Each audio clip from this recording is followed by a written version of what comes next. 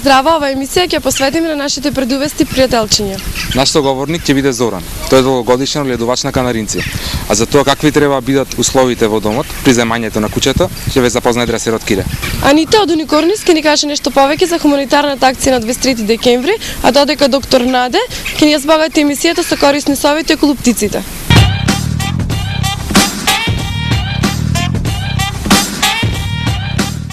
Наш соговорник ова емисија е Зоран. Тој е директор на земјоделското училиште Кузма Шапкарев од Битола, а воено и долгогодишен огледувач на канаринци. Добре ни дојде во емисијата. Добре дојдовте во мојата огледувачница. Поздрав до сите гледачи на телевизија Тера и сите љубители на животните. Како што кажа во најавата, вие сте долгогодишен огледувач. Кажете ми колку време се занимавате со ова? Корените на одгледувањето на птици датираат негде уште од средно училиште, но посериозно почнав да се занимавам со овој спорт негде далечна 1998 година, кога добив на подарок за роден ден од сопругата една птица и потоа се роди една нова љубов која што трае се уште и се надам ќе трае уште долг временски период.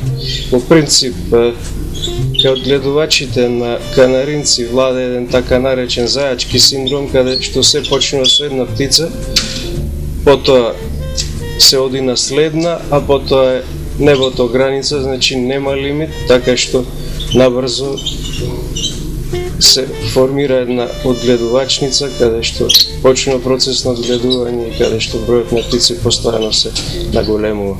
Од каде љубовта за птиците и зошто се одлучивте токму за канаринци? Тоа е многу тешко да се одговори, затоа што јас не сум одгледувач само на канаринци, туку имам и други домашни миленици, секако едни од оние кои што ми одземаат најмногу време, како кога сум слободен, се канаринците.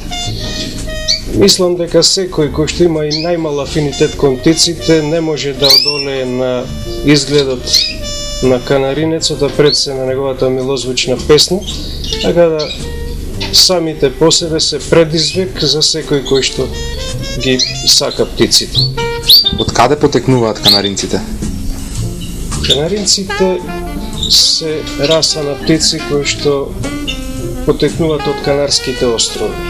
За прв пат се припитомени негде пред повеќе од 500 години, кога шпанците ја препознале милозвучната песна на овие птици, а потоа со успешна селекција успеале да добијат многу раси, така што денес има најразлични раси кои што се делат на канаринци на песна, кои што се одгледуваат исклучиво ради нивната добра песна, каде што екстериорот не е многу важен, позитурни канаринци, каде што е битен екстериорот, и канаринци на боја, каде што бојата игра важна улога во начинот на нивното оценување, односно во одредување на нивниот квалитет. Шпанците со години љубоморно ги чувале овие птици и продавале само мажјаците, но не и женките, додека еден бродолом не се случил во близина на Италија, каде што успеале од кафезите да избегаат многу птици, меѓу кои се претпоставува и женки. На тој начин се расширени прво во Италија, потоа во Германија и низ цела Европа. Спомнавте боја. Во колку бои можеме да ги сретнеме? Видите, ова е доста интересантно прашање. Во принцип, дивиот канаринец воопшто не е атрактивна птица. Наликува нешто како нашето врапче, со темно-зелено маслинеста боја и дури не е ни некој претерано добар пејач. Меѓутоа, со неговата доместификација, луѓето успеале да створат најразлични раси, кои, како што кажав, ги одгледувале врз основа на собствените желби и афинитети. На тој начин, од таа не многу угледна птица, успеале да створат птици каде што цртежот меланински е тотално избришен, односно имаат само липохромна масна боја и добиле жолти птици. Потоа со мутации се појавиле бели и со одредени вкрстувања на почетокот на минатиот век негде успеале да добијат и црвени примероци, кои потоа со вкрстувања, а најмногу со мутации, денеска ги имаме на број околу 400 различни раси, од кои во нашите краишта најмногу се одгледуваат канаринци во боја, меѓутоа и канаринци во песна. Најстарите раси на канаринци во песна се ролерите, шпанскиот тимбардос, меѓутоа од поново време белгискиот воден пејач или малино, каде што одгледувачите отишле во насока да одгледаат птици кои што имаат песна која што е најслична до песната на славиот, кој како што знаеме е еден од најдобрите пејачи во природата. Така да, она што ќе го видиме во денешната емисија, во мојата одгледувачница, тоа е повеќе раси на канаринци во боја, типични примероци, изложбени примероци, кои што биле присутни на многу изложби во нашата земја. Колкави треба бидат димензиите на кафезот за чување на еден канаринец? И каде најдобро да се постави истиот? Видите, да се надоврзам на прашањето зошто токму канаринците. Тие се едни од најпопуларните пердуести миленици кај нас, а и пошироко, од аспект на тоа што не бараат некои поголеми услови за нивно чување. Скромни се во поглед на тоа, дури и во поглед на исхраната, така да за чување на една птица доволен е кафес со димензии 30-20 пута 20 см. Зборувам за чување на само една птица, мажјак, пејач, додека ако мислиме да ги размножуваме, доволно е кафе со димензии од 40 на 30 на 30 см.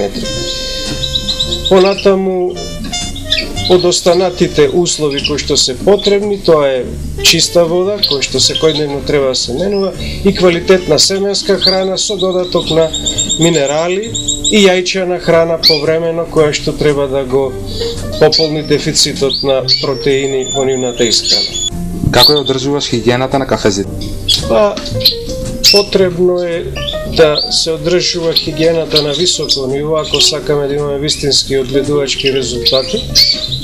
Така да најдобро е да се чистат 2 пати неделно или во најлош случај барем еднаш неделно, значи целосно чистење на кафезите, а повремено на периоди потребна е и дезинфекција заради одржување на здравствената кондиција на птиците. Значи за тоа постојат најразлични препарати и дали во прашкаста форма, дали во течна форма со која што се третираат милениците, меѓутоа и кафезите, и на тој начин обезбедуваме предвреме услови да не дојде до експанзија на паразити или некои несакани последици, затоа велиме дека превентивата е секогаш најдобра. Значи, подобро е да се спречи отколку да се лечи, што би рекле ветеринарите. Како можеме да го одредиме полот? Ете, ова е многу добро прашање. Во принцип, кај канаринците не постои изразен полов диморфизам, или што би рекле, нема видлива разлика помеѓу мажјакот и помеѓу женката. Значи, на прв поглед изгледаат исто, меѓутоа искусното одгледувачко око ќе направи разлика, затоа што се разликуваат во неколку сегменти. Прво, ставот што го зафаќа мажјакот на стапчето на кој што стои е малце поинаков, значи аголот со кој што телото стои на стапчето е малце поизразен во однос на женката. Потоа, исто така, може да се забележи во периодот на парење најголемата разлика, каде што мажјаците интензивно пеат за разлика од женките кои што не ја имаат таа особина, а исто така во истиот тој период на парење, ако ја фатиме во раката женката и ги дувниме пердувите во долниот дел од абдоменот, ќе видиме известни промени во пределот на клоаката, која што е натечена, набабрена, додека кај мажјакот се јавува испуст на клоаката кој што наликува на полов орган кај, да речеме, цицачите, меѓутоа тоа е импровизација, затоа што птиците знаеме дека се парат со слепување на лаките. Понатаму многу интересно е што постои една раса на канаринци која што ќе ја видиме во мојата одгледувачница и која што е една од најатрактивните раси на канаринци во последните години, а тоа се мозаиците. Кај мозаичните птици, каде што со мутација се изгубил пигментот на одредени делови од телото, телото е пигментирано само во пределот на главата, над крилата и над опашката. Значи, постои битна разлика помеѓу изгледот на машкиот и женскиот пример. И тука постои изразен полов диморфизам, што е реткост во светот на канаринците. Значи, кај мажјакот, тоа покасно ќе го видиме, постои типична маска во пределот на главата, постои обоеност над крилата и, како што рековме, над опашката, а кај женките маската недостасува. Во принцип, тоа е единствената раса на канаринци кој што постои видлива разлика помеѓу мажјакот и женката. Многу се интересни од аспект на тоа што ги има кај сите познати раси. Значи, постојат три облици, и тоа интензивна птица, неинтензивна птица и мозаична. Што значи, кај сите 400 раси на канаринци во боја, колку што ги има, имаме и мозаични птици, и тоа црвени мозаици и она што е тренд во последните години, жолти мозаични птици. Кажете ми нешто повеќе околу размножувањето. Па, размножувањето на канаринците спаѓа во еден од најинтересните делови од одгледувањето на овие птици. Во принцип, значи, секој одгледувач ги пари своите птици врз основа на условите со кои што располага. Некои се обидуваат да ги спарат со почетокот или средината на пролета, негде од средината на март месец натаму, кога и во природата се поклопуваат периодите кога птиците се парат. Гледувачите се обидуваат да ги спарат птиците што е можно порано, од аспект на тоа да можат подобро да ги одгледат, како би биле конкурентни на надпреварите кои што традиционално се одржуваат кон крајот на годината, и тоа градските изложби негде до декември месец, а државниот орнитолошки шампионат на Македонија во декември месец, или ако некој има поголеми амбиции, поквалитетни птици, можно е да се надпреварува на светски ранг, значи на светски шампионати, кои што традиционално се одржуваат во јануари месец секоја година. Од тој аспект, значи, птиците се подготвуваат на различни начини, меѓутоа претежно потребна е стимулација со зголемување на телесната, односно амбиенталната температура, со поквалитетна храна, со зголемување на трајањето на денот и така натаму, со што кај птиците се буди инстинктот и тие почнуваат да се подготвуваат за парење, а интересно е тоа дека навистина се вешти во тој процес, посебно во создавањето на гнездото, каде што се прават вистински мали ремек дела, се грижат прекрасно за својот помладок и можат да одгледаат и по 4 или 5 млади без никаков проблем. Кои раси на канаринци вие ги одгледувате моментално?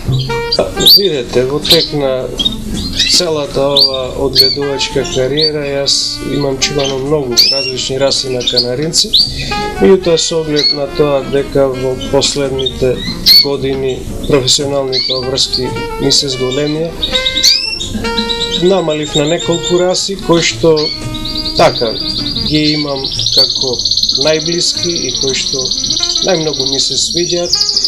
Тоа се расата со која што почнав најпрво да работам, липохром црвени канаринци.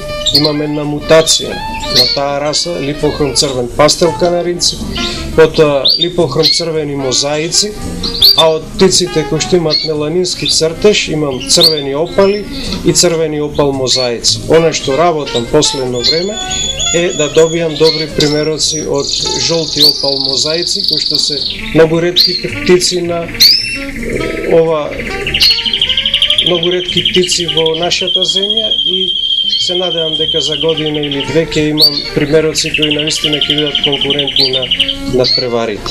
Вие сте член на Сдруженијето за заштита и огледување на птици Билбил од Битола. Кажете ми нешто повеќе за тоа. Па Сдруженијето постои од 1998 година, јас сум член од самиот негов почеток. Во сите овие години многу сме активни на повеќе полиња, меѓу кои што организатори сме на 4 државни орнитолошки шампионати. Имаме бројни средби со одгледувачи од другите здруженија, а како Билбил сме членки на Орнитолошката федерација на Македонија, која што пак членка на Меѓународната орнитолошка федерација, така да можеме слободно да кажеме дека со птиците ние веќе сме во Европа. Ви благодарам што дозволивте да снимаме во вашиот дом и што ни ја збогативте емисијата. Многу прашања останаа неодговорени. Ќе ги одговориме во некоја наредна емисија, затоа што нашето дружење не престанува тука. Ви благодарам. И јас на присуството во мојата одгледувачница се надевам дека ќе направиме уште многу добри емисии кои што се поврзани со птиците. Ви благодарам.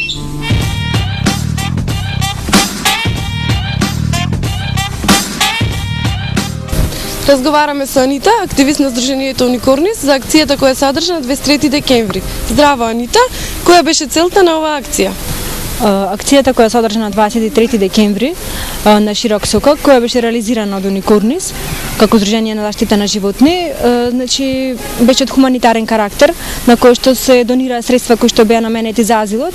Исто така мора да нагласам дека пред се намената беше да се подигне свеста кај граѓаните за еден похуман третман кон животните, како што тоа е секаде во светот и во Европа. Исто така на нашиот штанд доделувавме и новогодишни украси, значи рачно изработени символични украси, како благодарност на оние кои што ни го посетија штандот. Каква беше заинтересираноста на граѓаните за оваа акција? Акцијата помина во најдобар ред, значи наидовме на поддршка и на помош од граѓаните на Битола. Таа поддршка и помош ја покажа исто така и во нашите претходни акции, со што покажува дека граѓаните на Битола се љубители на животни и ги сакаат животните од срце. Каква се помош добивте на тој ден? Чи како што веќе напоменав, дека нас целта ни беше подигнувањето на свеста кај граѓаните за еден похуман третман на животните. Секој имаше право да избере што ќе донира, дали тоа ќе биде храна или стари кебенца, кои што ќе се најдат од корист, значи во азилот Уникорнис. Ние сме задоволни со она што го добивме од граѓаните, тоа е символичната финансиска помош и храната, која што секако најсрекни ги направи кученцата во азилот. Дали со оваа акција некои од животните на тој ден си најдоа свој дом? Да, значи на штандот имавме изложено неколку бездомни кученца, од кои што едно е среќнав домена. Дали во иднина ќе организирате слични вакви акции? Да, тоа веќе го планираме, но секако за тоа ќе зборуваме во иднина. Оние кои имале желба да донираат, а не успеале да присуствуваат на оваа акција, каде да се обратат? Значи оние кои што, како што кажа, не успеале да донираат, или пак оние кои што сакаат да вдомат кученце или маченце, или пак има и такви кои што немаат услови да го чуваат повеќе своето милениче, нека се обратат на нашата имейл адреса, на Facebook или пак да ја посетат нашата веб страна. Ти благодарам, Анита, нашата соработка ќе продолжи понатаму. Да, секако, фала и на вас.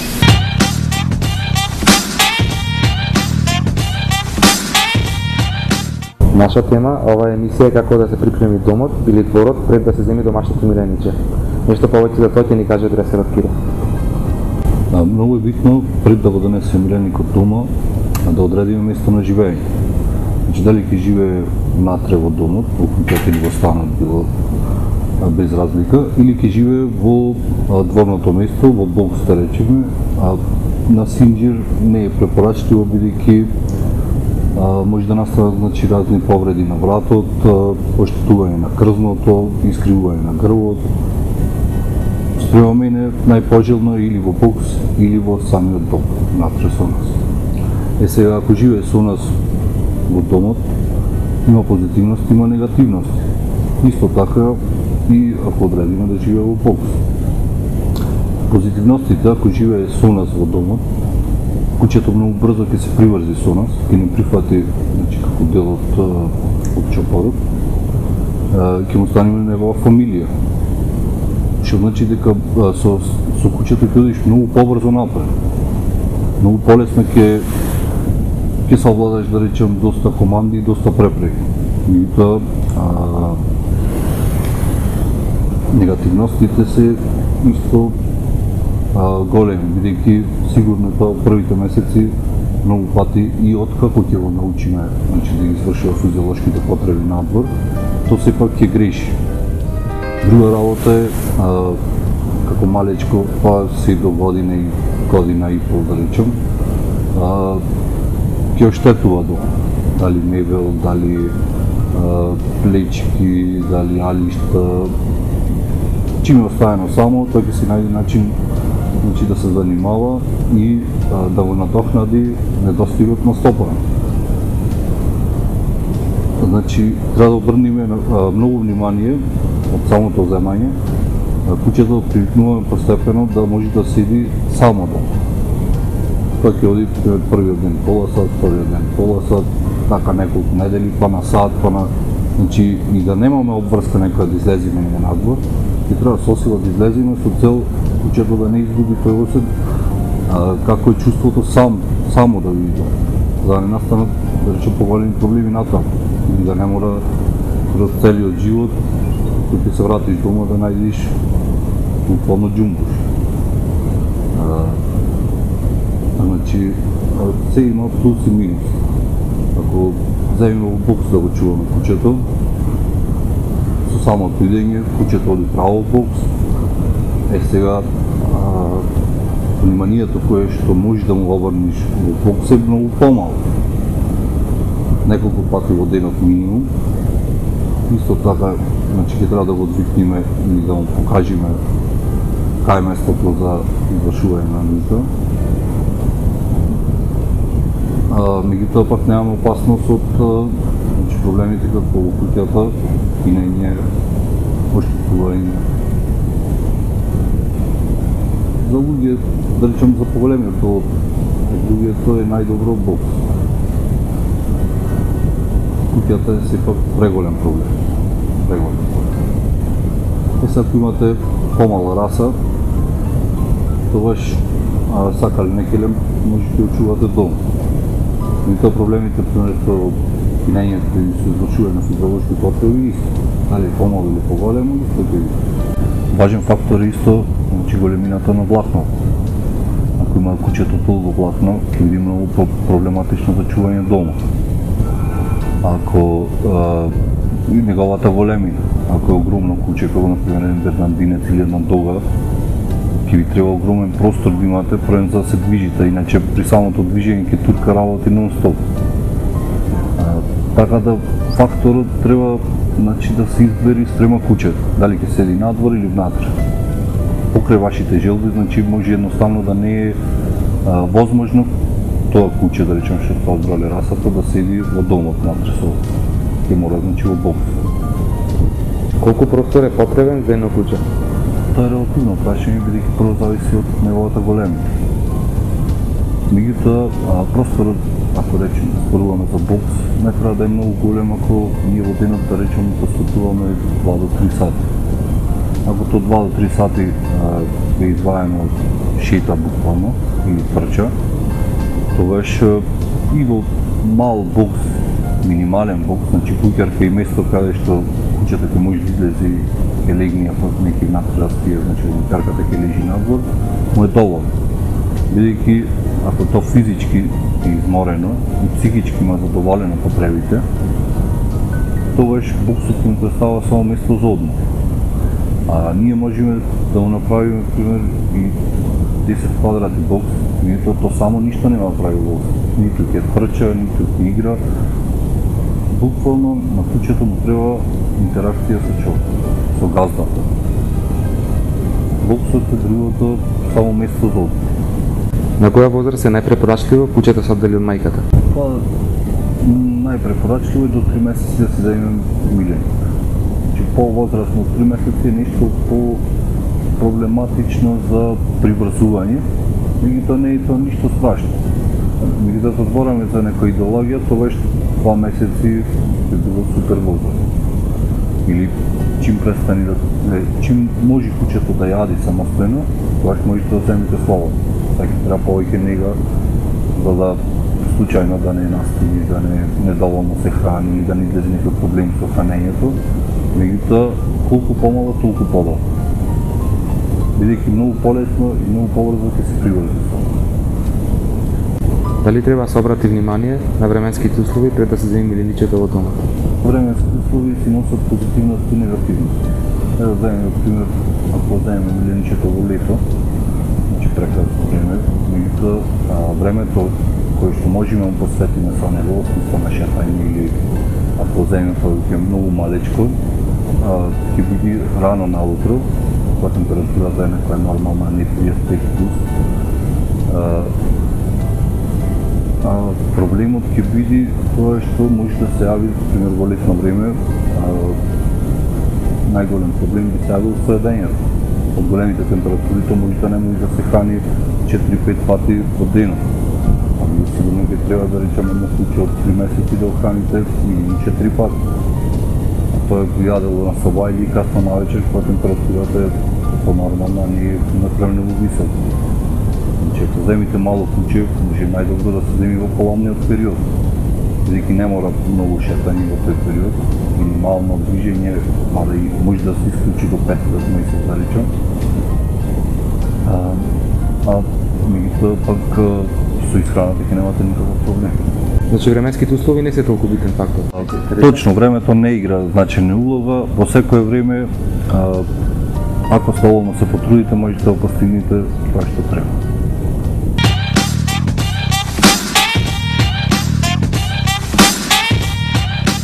Разговараме со доктор Наде, кој ќе ни каже повеќе за предовестите пријателчине. Кои се најчести болести кои можат да се јават кај птиците? Кај домашните птици се јавуваат бројни болести кои се образуваат на или го зафаќаат пред респираторниот тракт, потоа дигестивниот тракт, но некогаш може да страдат и мускулите и коските. Болестите се птици со различна етиологија, некои се предизвикани од страна на бактерии, некои се вирусни, но има доста и што се предизвикани од протозои или некои други видови на паразити. На кои се симптоми треба брзо да реагираме и да се обратиме кај ветеринар? Први симптоми кои што може да се забележат кај птиците е нивното однесување, промената на изметот, накострешеноста на пердубите и повлечениот став, незаинтересиран и губење на апетит. Дали треба храната да изобилува со витамини во овој период? Птиците имаат постојана потреба од минерално-витамински напои из храната и често пати за тоа се користат препарати посебно додадени во храната или растворливи во вода, додадени во водата. Но неретко на домашните птици, како што се тигриците, им се даваат и овошје и зеленчук во свежа соседа, како например обожаваните јаболка, мандарини, портокали, зеленчук. Што значи витамини и минерали би потенцирала посебно калциумот, јодот, како микроелемент многу се важни сами. Дали треба да обратиме внимание за тоа во какви услови и каде треба да се постави кафезот во домот? Најважно е поставувањето на кафезот во домот. Например, никако на промаја, никако во просторија каде што се слободува многу влага, посебно во кујни каде што се готви, и никако директно изложени на сонце, исклучиво на места кои се позаштитени и на температура од 20 до 24 степени, посебно за домашните птици тигрици. И нешто многу сакам важно да напомнам, тоа е хигиената.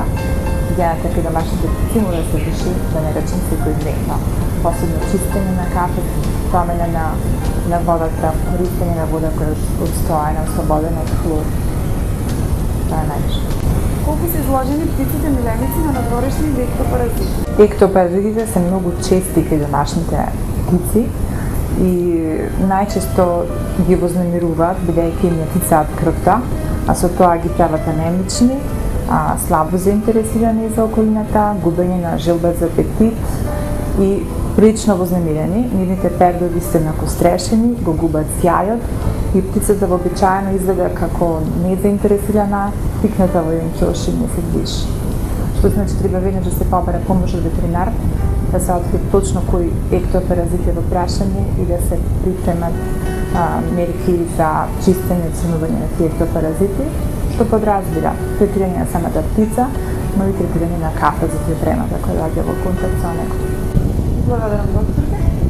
вие кои имате прашања за докторите, можете слободно да контактирате на нашиот имейл или фејсбук.